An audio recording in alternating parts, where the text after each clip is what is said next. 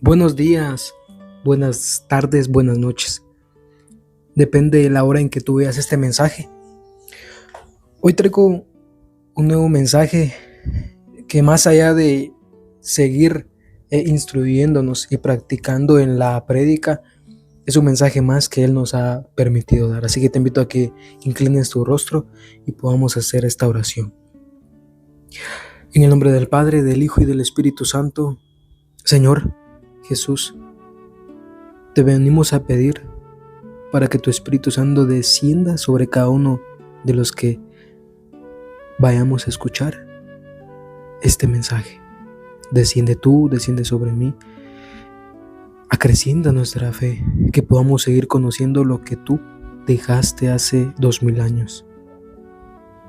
Te pido, Señor, para que cada profesión de fe, cada momento en el que podamos rezar y meditar ese rezo, Señor, que tú dejaste, que tú puedas ayudarnos a seguir confiando plenamente y a poder dejarnos llevar de lo que tú haces. Hoy te agradezco por lo que tú estás haciendo y porque tu Espíritu Santo pueda descender y que pueda guiarnos. Te pido que aumentes nuestra fe, que podamos seguir creyendo en ti, a pesar de las circunstancias y de cosas que aún no vemos, pero sabemos que va a llegar.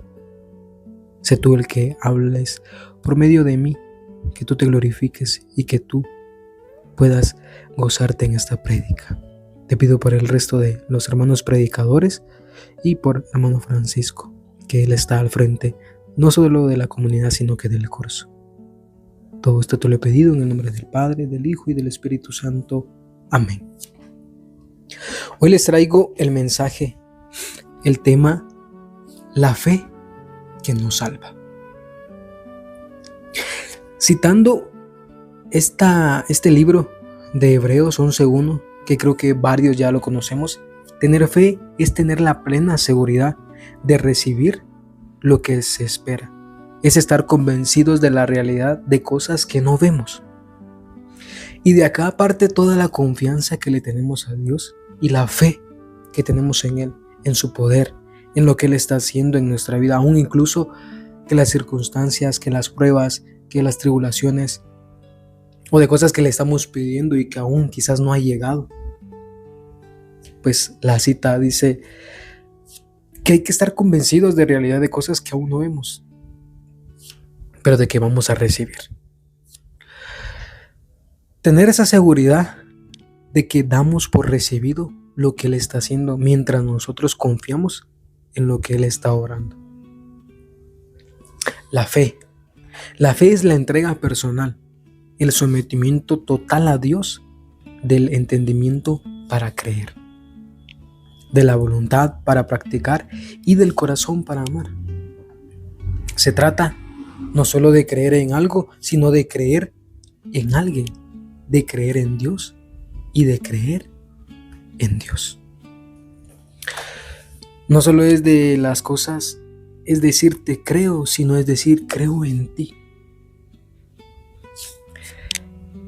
En esta pequeña introducción, pues nosotros podemos darnos cuenta de qué tan importante es cambiar esa palabra de decir yo creo en Dios o te creo, sino que es yo te creo a ti Dios. Y hoy venimos a hacer un desglose, una explicación sobre el credo que empieza desde el catecismo del numeral 185. ¿Qué es el credo? El catecismo comienza explicando que cuando una persona dice yo creo, no está diciendo solamente una opinión personal, también está uniéndose en la fe de la que toda la iglesia comparte.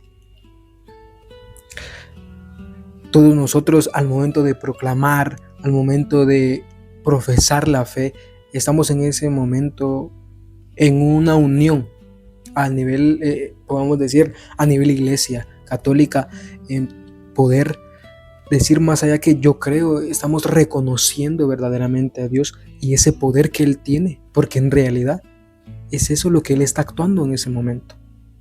y nosotros aún lo estamos profesando y proclamando. Por eso la iglesia necesita una manera común de expresar su fe. De ahí nacen las profesiones de fe, que existen dos. Son principales verdades que creemos los cristianos católicos. Se les llama también credo, porque normalmente comienzan con la palabra creo. Y símbolos de la fe, también se les conoce como símbolos de la fe, porque sirven como signo de identificación y comunión entre los creyentes. El catecismo explica que existen diferentes símbolos de fe, pero hay dos especialmente importantes. Uno, el que vamos a estudiar hoy, que es el de los apóstoles. Y dos, el niceo constantinopolitano, formulado a partir de los concilios de Nicea y Constantinopla. El catecismo utiliza principalmente el primero para explicar la fe, completándolo con el segundo cuando es más detallado. Y venimos a estudiar este. Y dice, ¿por qué es importante el credo? Porque el credo resume aquello que el cristiano cree y profesa, lo que hablamos y comentábamos hace ratos. No solo profesamos, sino que proclamamos de que Dios, a Él le estamos creyendo, en Él tenemos la plena seguridad, confianza, en Él nos estamos dejando llevar por lo que venga, por lo que se venga a acontecer, en fin, por nuestra vida. Cuando rezamos el credo con verdadera fe, no estamos simplemente repitiendo palabras, estamos afirmando: esta es la fe que creo, esta es la fe que recibí de la iglesia y esta es la fe que quiero vivir.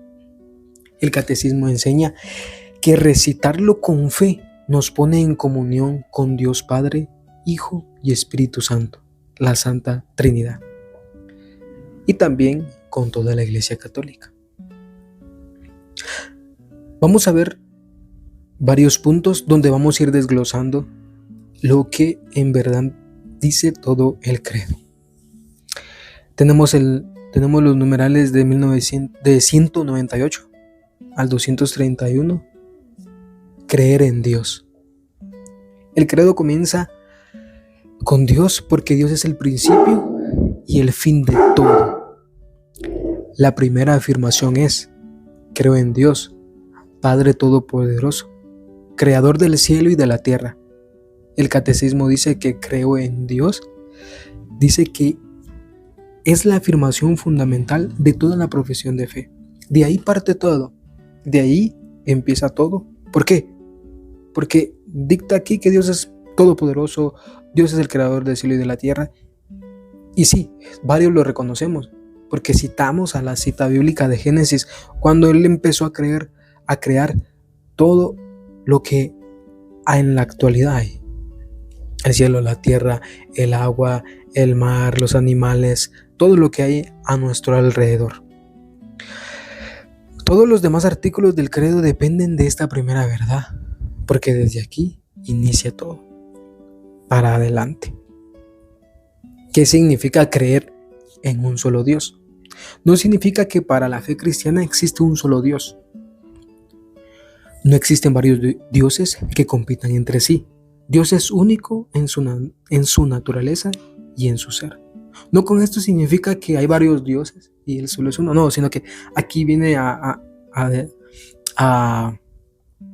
profundizar esta parte, que es solo un Dios único, verdadero, poderoso, creador, como lo queramos ver. Pero Él es el que está entre nosotros y Él es el que creó todo. Fuera de no existe ningún otro dioses. Pero esto no significa que Dios sea una persona solitaria. Más adelante vamos a explicar lo que hablábamos de la Santa Trinidad: Hijo, Padre y Espíritu Santo. Un solo Dios en tres personas. Número 3. Dios revela su nombre. Siguientes numerales del 203 al 231. Dios no es una fuerza desconocida o impersonal. Él se da a conocer. Él está entre nosotros, habita con nosotros. Somos nosotros que a veces, en medio de tanta bulla, en nuestro interior, entre nuestros pensamientos, alrededor. No logramos escuchar, no logramos detenernos un momento y analizar, y más que analizar y reflexionar, orar, meditar en ese momento. Y Él ahí está, en todo momento. Nos acompaña en el día a día. En el Antiguo Testamento, Dios se revela a Moisés en la zarza ardiente y dice: yo soy el que soy. Se da como un nombre. Esto expresa que Dios es, que existe por sí mismo y que no depende de nadie.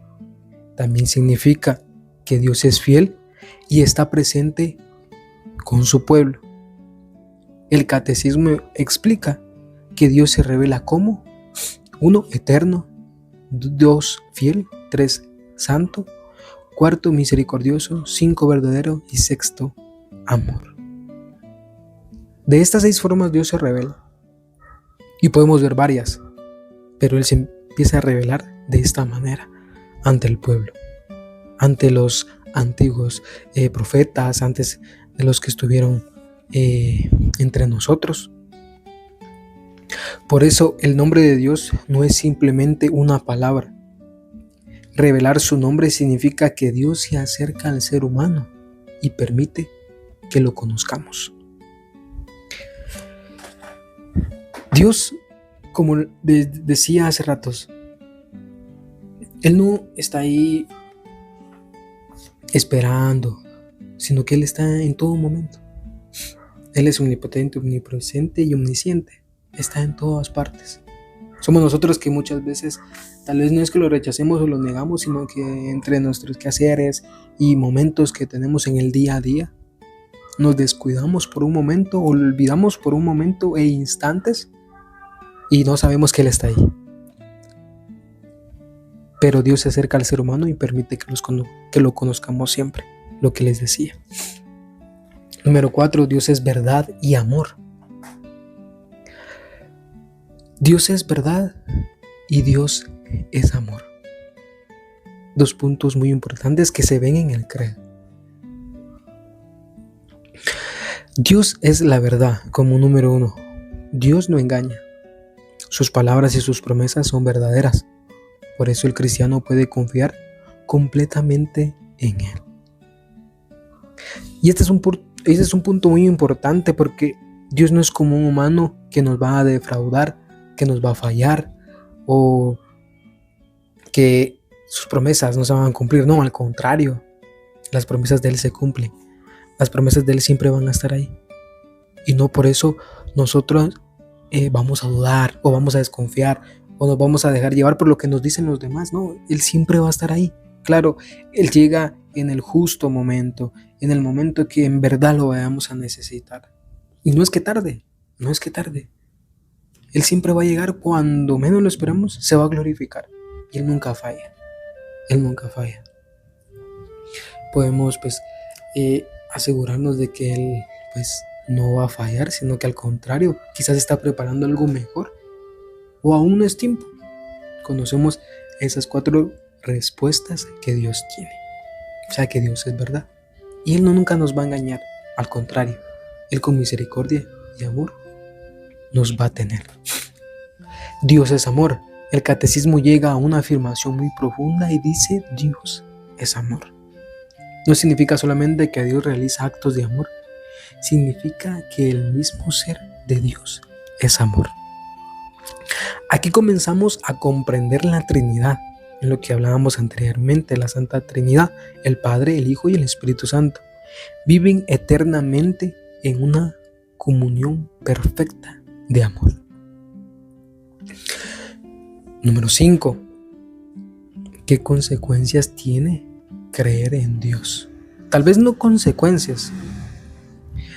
Voy a ver bien, tal vez no consecuencias, sino o tal vez sí, pero es parte de beneficios que a nosotros mismos podemos llegar a tener y adquirir. Creer en Dios no consiste únicamente en decir Dios existe. La fe debe transformar nuestra vida. El catecismo señala varias consecuencias. Número 1, reconocer la grandeza de Dios. Dios debe ocupar el primer lugar en nuestras vidas, en nuestro corazón, tenerlo a Él como centro, que desde Dios parta todo el resto que hagamos el día a día, parta nuestras decisiones, parta pues lo que vayamos a hacer, a pedir, en lo que vayamos durante el día. Número 2, vivir agradecidos.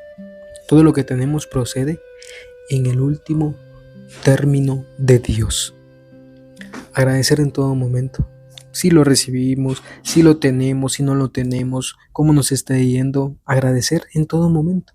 Y agradecer por lo que Él está haciendo en nuestra vida. Reconocer la dignidad de cada persona. Todos los seres humanos han sido creados a imagen y semejanza de Dios.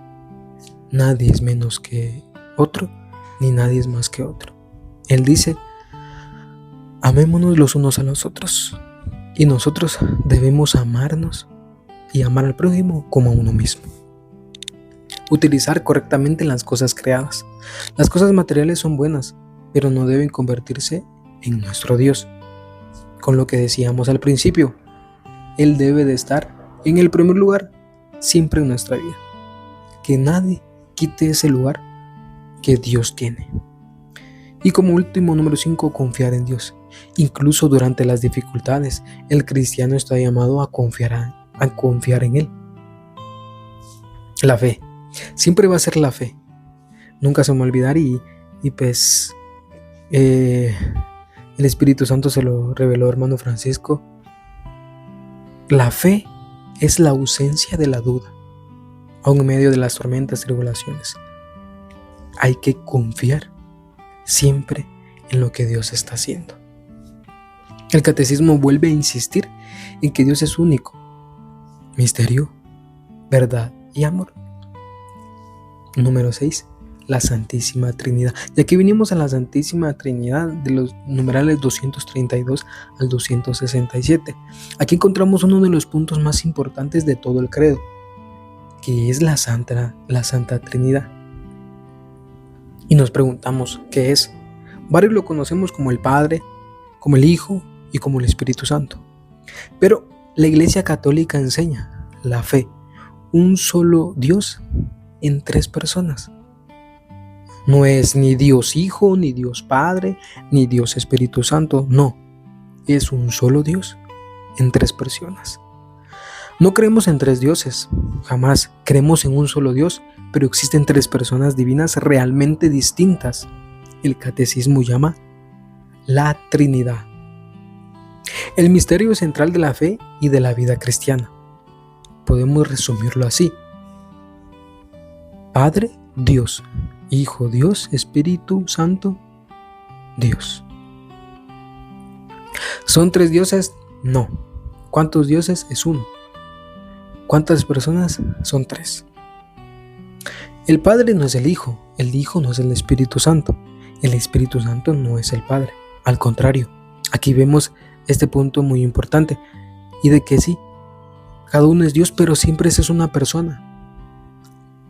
No son 3 dioses, son 3 personas en un solo Dios. Pero los 3 poseen la misma naturaleza divina. El catecismo explica precisamente que las personas son distintas, pero no están separadas en la divinidad. Y ojo,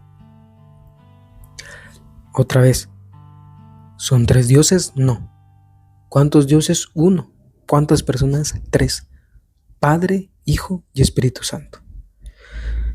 Padre Todopoderoso. Como número 7, Padre Todopoderoso. Del 268 al 278.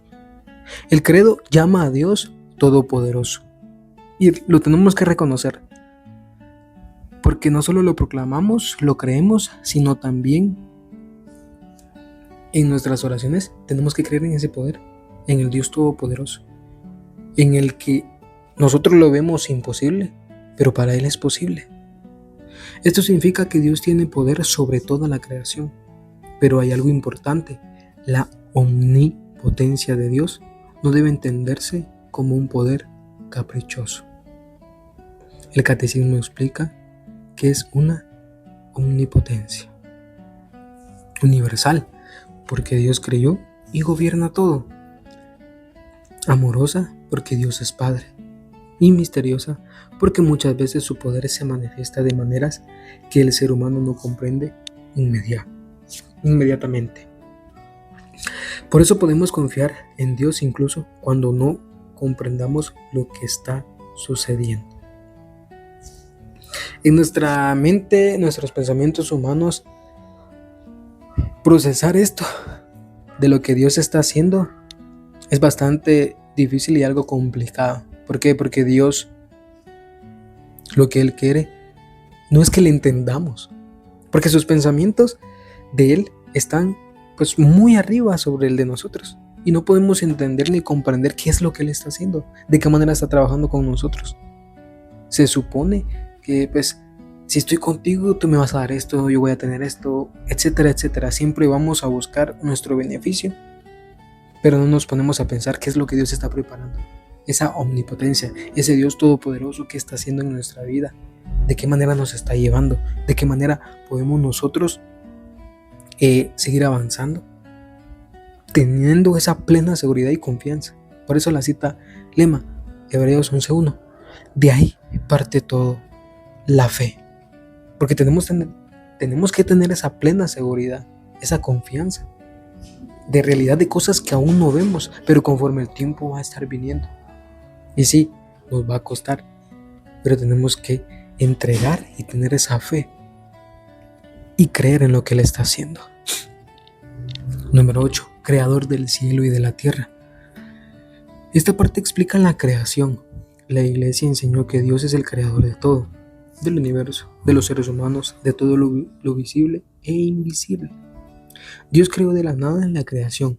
No es algo que Dios simplemente reorganizó a partir de una materia que ya existía. Incluso es que Él creó todo.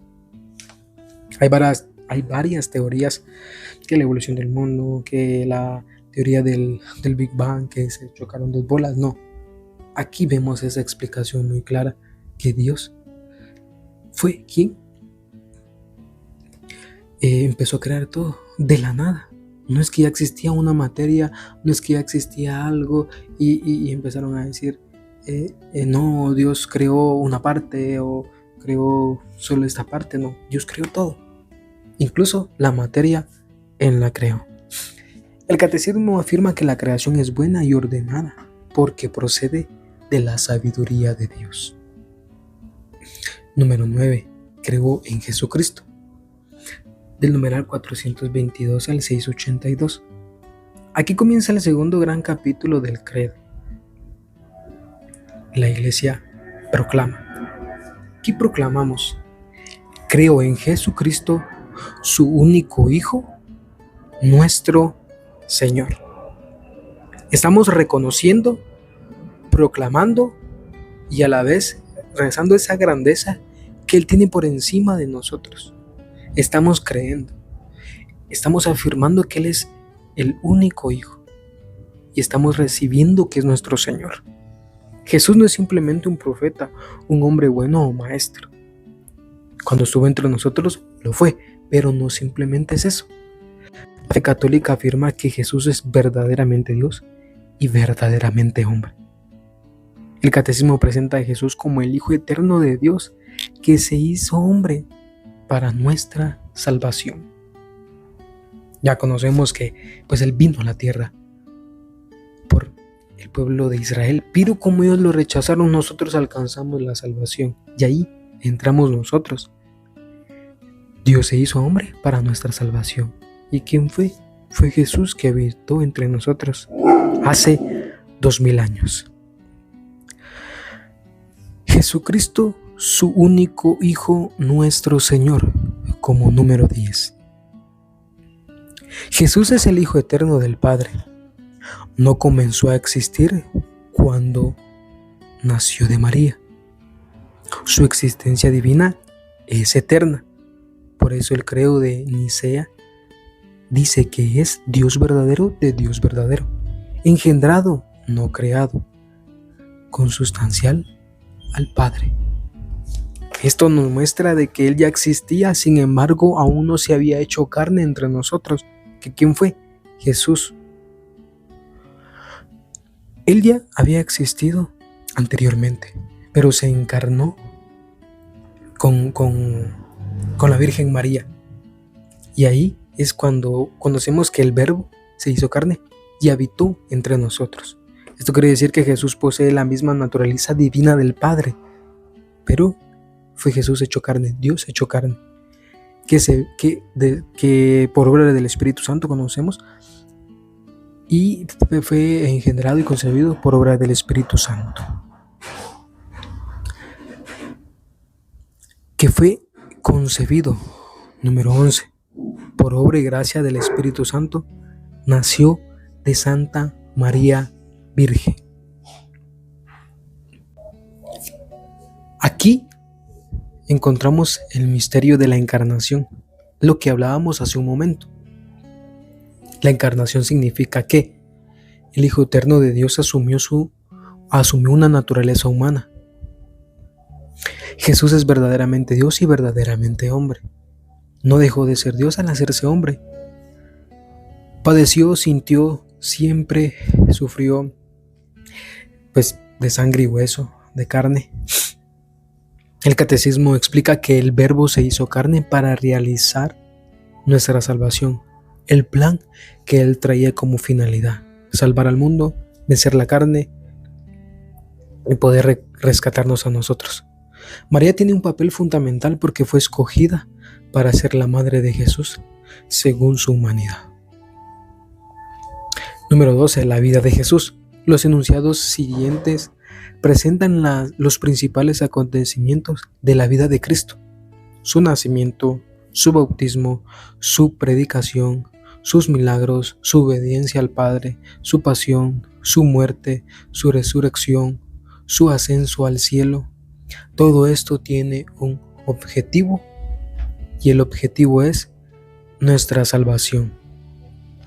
Jesús no vino solamente a enseñarnos una doctrina, vino a salvarnos del pecado y a reconciliarnos con Dios, a dar la vida por todo el mundo, por el pueblo de Él, porque ya se había profetizado que iba a venir el Mesías, el Hijo de Dios, y fue así como en verdad se hizo.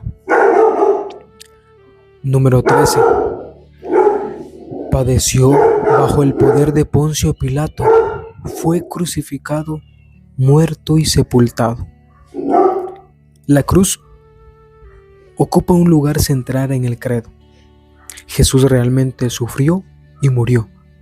Su muerte no fue un accidente sin sentido. Al contrario, Él dio la vida por nosotros. Él ya sabía, Él ya era destinado a eso. Y dice Él todavía que si por Él fuera, que no pasara esa copa amarga, pero que no se haga la voluntad de Jesús, sino que la voluntad de Dios. Él aún sintió miedo, sintió terror, horror, sintió infinidades de sentimientos en ese momento, cuando Él ya estaba preparándose para ser crucificado y para dar la vida por todos nosotros. Y volvemos a repetir, Él vino por el pueblo de Israel, pero como el pueblo lo rechazó, le dio la espalda, nosotros alcanzamos la misericordia y esa salvación. Cristo ofreció libremente su vida por el amor al Padre y por la salvación de los seres humanos.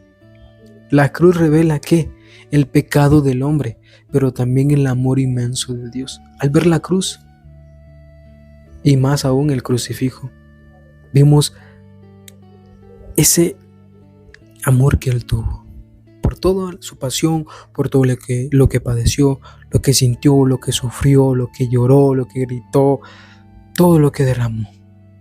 Y es ahí donde vemos ese amor. Y tenemos que reconocer no solamente lo que Él está haciendo, sino que lo que Él hizo, porque fue por amor, fue por misericordia, fue porque quería salvarnos, porque Él quería que nosotros viviéramos. Y fue que por eso Él hizo y estuvo entre nosotros y nos salvó. Número 14. Descendió a los infiernos. Esta expresión puede causar confusión. No significa que Jesús haya ido a un lugar de condenación eterna o a un lugar desconocido. Significa que después de morir, Cristo verdaderamente experimentó la muerte y descendió al lugar de los muertos para anunciar la salvación a quienes habían muerto antes de su venida. Sin el Hijo llevó al resto que estaba ahí al Padre. Yo soy el camino, la verdad y la vida, y nadie llega al Padre si no es por mí. Número 15. Al tercer día resucitó de entre los muertos. Es un milagro que pues aconteció y llamó la atención de muchos, y no solo en esa actualidad, sino que nadie lo creía. Incluso pues Tomás dijo: hasta no ver, no creer, y hasta que vio, creyó. Esta es una de las verdades fundamentales del cristianismo. Jesús realmente murió y realmente resucitó. La resurrección significa que Cristo venció la muerte. Por eso nuestra fe no termina en la cruz. La cruz conduce a la resurrección. Es un paso más a lo que pues acontece, a lo que viene, a lo que llega a pasar, la resurrección. Que Cristo venció la muerte y Él resucitó. Número 16. Subió a los cielos y está sentado a la derecha del Padre. Después de resucitar, Jesús entra definitivamente en la gloria del Padre. Esto no significa simplemente que se fue lejos. No, al contrario. Significa que Cristo participa plenamente de la gloria divina y continúa siendo Señor de la Iglesia Católica y de todo lo que Él aconteció en su historia. Número 17. Desde ahí ha de venir a juzgar a vivos y muertos. La Iglesia Católica enseña que Cristo volverá gloriosamente al final de los tiempos. Habrá un juicio definitivo. El Catecismo enseña que Cristo revela lo que hay en el corazón de cada persona y juzgará según las obras y según la aceptación o rechazo de la gracia. Esto no debe entenderse únicamente como una amenaza, no. También es una esperanza. ¿Por qué? Porque podemos tener tiempo, podemos regresar, podemos girar, darle la espalda al pecado, darle la espalda al enemigo y tener esa plena mirada, confianza en de que si nosotros decidimos empezar a confiar, a dejarnos llevar por Él, a darle la espalda al mal y rechazarlo, negarlo, renunciar y centrar nuestro camino, nuestra mirada hacia Él, desde ahí nosotros vamos a partir y todo esto se va a cambiar. Por eso lo cita aquí. No es como una amenaza, también es una esperanza. El mal no tendrá la última palabra. Cristo tendrá la victoria definitiva entre nosotros. Si nosotros decidimos también abrir nuestro corazón, dejar que Él entre en nuestro interior, no así a la fuerza, no, sino que abrir nuestro corazón. Como número 18 de los numerales 683 al 747, creo en el Espíritu Santo. Acá entra la tercera persona que hablábamos de la Santa Trinidad. El tercer capítulo comienza con el Espíritu Santo. El Espíritu Santo es la tercera persona de la Santa Trinidad. No es una simple energía, fuerza o sentimiento. Es verdaderamente Dios. El Catecismo enseña que nadie puede reconocer verdaderamente a Jesús como Señor sino mediante la acción del Espíritu Santo. El que no ha tenido una experiencia espiritual no puede entender, interpretar desde un punto de vista espiritual lo que se ha vivido. El Espíritu Santo despierta la fe, nos lleva a Cristo, nos permite conocer al Padre, actúa en la Iglesia, comunica la gracia y santifica al cristiano. Y dice la palabra de Dios, Gálatas 5:25, ahora que somos del Espíritu Santo, dejemos que el Espíritu Santo también nos guíe. Por eso la obra de salvación está relacionada con las tres personas. El Padre es la fuerza, el Hijo la salvación y el Espíritu Santo comunica esa salvación a nosotros. Y como número 19, casi por terminar, creo en la Santa Iglesia Católica. Después de hablar del Espíritu Santo, de hablar de la vida de Jesús, de hablar de Dios del Padre, el credo habla de la Iglesia Católica. Eso tiene mucho sentido porque el Espíritu Santo actúa en la iglesia, y no solo en la iglesia, en nuestro interior. La palabra iglesia significa convocación. Dios reúne a su pueblo, que la iglesia en primer lugar es una, porque tiene un solo Señor, una sola fe, un solo bautismo, que también es santa, porque su fundador es Cristo, y posee los medios de santificación, aunque sus miembros todavía puedan cometer pecados. No con eso significa que la iglesia no es santa, no, sino que es santa porque es santificado por Jesús. Es el momento en el que nosotros podemos tener esa santidad acercándonos a Dios, tener ese momento de acercarnos a Dios, la oportunidad de reconciliarnos. Y es ahí, en la iglesia católica, porque es universal. La iglesia ha sido enviada a todos los pueblos y está destinada a llevar el evangelio a toda la humanidad. Y apostólica, porque es una fundada sobre los apóstoles y conserva su enseñanza y misión mediante la sucesión apostólica. Entonces la iglesia es una, es santa, es católica y apostólica. Número 20. La comunión de los santos. Cuando el credo dice, creo en la comunión de los santos, habla de la unión espiritual que existe entre los miembros de Cristo.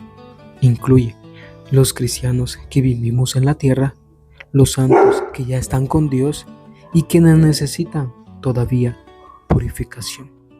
La iglesia entiende que existe una verdadera comunión entre todos ellos. Número 21. Creo en el perdón de los pecados. Esta afirmación es fundamentalmente una afirmación de esperanza. Dios puede perdonar nuestros pecados. Por eso es de que Él vino también a salvarnos, a perdonar nuestros pecados. Cristo resucitado dio a los apóstoles el poder de perdonar pecados mediante el Espíritu Santo. El bautismo es el primer y principal sacramento para el perdón de los pecados. Después del bautismo, la iglesia ejerce el ministerio del perdón, especialmente mediante el sacerdote, en el cual cuando nosotros vamos a confesarnos y pues realizamos la penitencia o la reconciliación.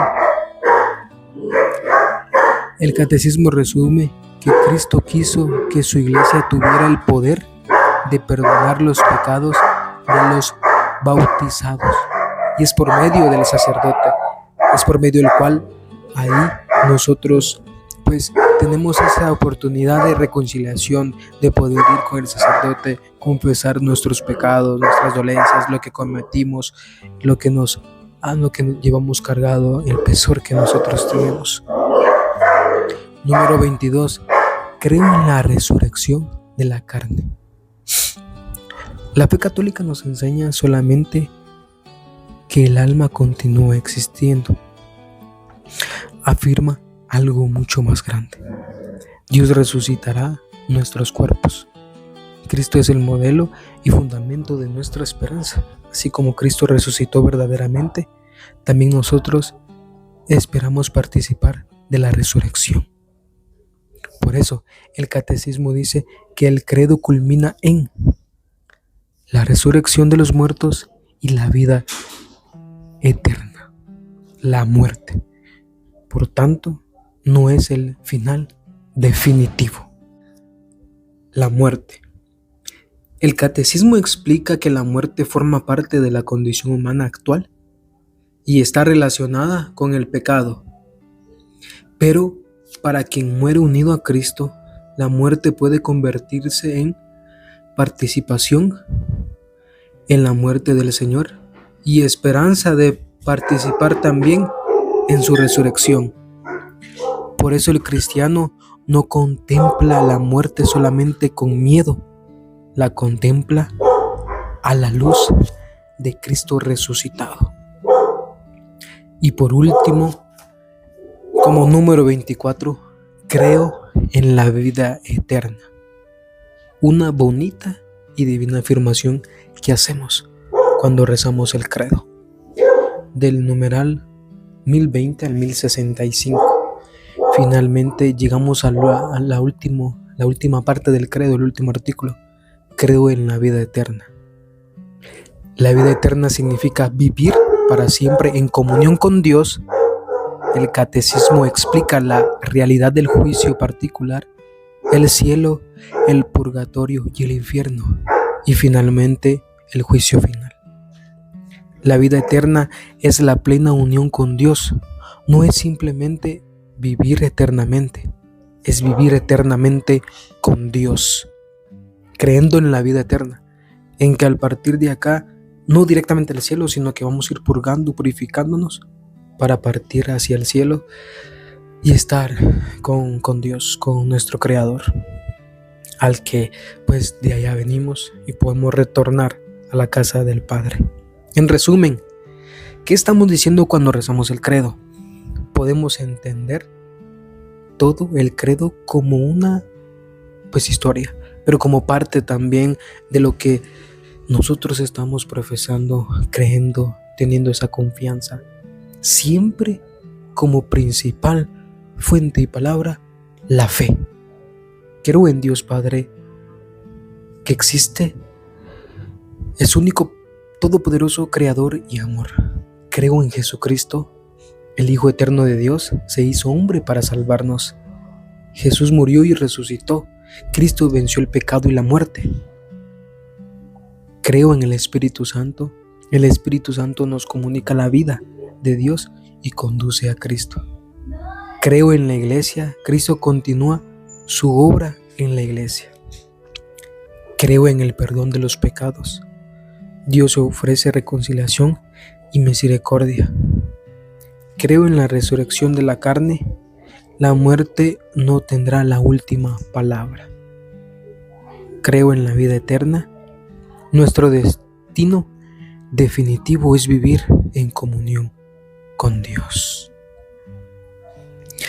Entonces el credo no solo son palabras simples que recitamos, que rezamos, que sale de nuestra boca, o porque nos lo enseñaron en la primera comunión, o porque tenemos que decirlo porque es parte de la misa. No, es más profundo, es más allá, y aquí fuimos conociendo cada punto, cada inciso, cada parte, desde el principio con el que empieza la parte diciendo yo creo o creo. Desde ese momento estamos reafirmando y poniendo toda la confianza que tenemos en Dios Padre, Dios Hijo, Dios Espíritu Santo. 3 personas, un solo Dios. ¿Cuál es la idea central? Todo esto del catecismo podemos entender como una sola historia de salvación, como un plan, pero también como parte fundamental de la fe. Dios Padre crea al ser humano, cae en el pecado, el Padre envía al Hijo, Cristo se hace hombre, muere y resucita, el Espíritu Santo continúa la obra de Cristo, la Iglesia anuncia y celebra la salvación, Dios perdona los pecados, Cristo resucitará a los muertos, y quienes viven unidos a Dios alcanzarán la vida eterna. En conclusión, por eso el credo no es solo una lista de cosas que debemos memorizar, no, es un resumen de que creemos los católicos acerca de Dios. Tener esa confianza y seguridad de Jesucristo, del Espíritu Santo, de la Iglesia Católica y del destino final del ser humano. El propio catecismo presenta el credo como el resumen de las principales verdades de la fe y como un punto fundamental de la catequesis. Y esto enseña, nos invita y nos hace ver desde un punto de vista distinto a lo que profesamos y proclamamos en cada Santa Eucaristía. No dejemos de asistir y proclamar siempre nuestra fe en la que creemos y estamos convencidos de lo que Dios hace en nuestra vida, en nuestra iglesia y en nuestra espiritualidad. Así que a la próxima que nosotros Una vez más, proclamemos, profesemos, citemos el credo. Estamos aconteciendo cada punto muy importante que inició desde la creación, desde el poder que Jesús tuvo, desde lo que Él hizo, lo que Él envió a su Hijo, que se convirtió, pues Dios se hizo carne. La obra que hizo Jesús estando entre nosotros, lo que Él hizo venciendo a la muerte, perdonando los pecados, lavándonos, murió, resucitó, pero fue todo por amor. Así que te invito a que inclines tu rostro y podamos hacer una oración. Pues más allá de reconciliación y de reconociendo lo que Dios pues hizo y dejó entre nosotros, pidamos que esa fe que nos ha salvado y que nos sigue salvando, podamos seguir profesando y siempre sintiendo en nuestro interior, no solo de diente a labio, sino que desde el fondo de nuestro corazón. Así que en el nombre del Padre, del Hijo y del Espíritu Santo, Señor, te agradecemos por esta prédica, porque iluminaste y abriste una vez más nuestros ojos. Te pedimos que hoy, en lo que hemos aprendido y hemos escuchado, que tu fe siga creciendo y aumentando en nuestro interior. Que no solo creamos en ti porque hemos escuchado o porque rezamos, sino que podamos creer en ti porque te conocemos, porque te escuchamos, porque te sentimos, porque sabemos que estás ahí y que aunque llegues a tardar, tú vas a responder y vas a llegar en el justo momento. Hoy te pedimos que si nos falta fe, aumenta nuestra fe. Dice tu palabra que tú eres fuente de fe. Y por eso hoy te pedimos que aumentes nuestra fe. Queremos en ti. Yo creo en ti, Jesús, pero aumenta mi fe. Y todo esto te lo hemos pedido en el nombre de Cristo Jesús. Amén, amén y amén. En el nombre del Padre, del Hijo y del Espíritu Santo. Amén. Dios te bendiga.